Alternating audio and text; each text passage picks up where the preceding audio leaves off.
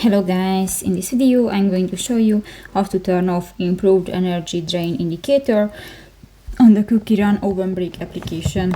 But first of all, I just want to mention, please don't forget to subscribe to our channel, because at 100,000 subscribers we are going to show you our YouTube revenue statistics and growth strategy, how to make money online. So let's jump into it. First of all, open the application on your device. That's the home screen. You can find different buttons. New, go to the settings icon at the upper right corner of the screen, and at the left side of the screen go to the second button, the game.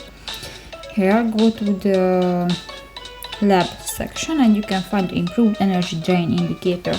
And if you want to turn off, click to the on button, and if you want to enable, just click that square icon again, and that's it. So that's pretty much it for this video, guys. See you in the next one. Bye bye.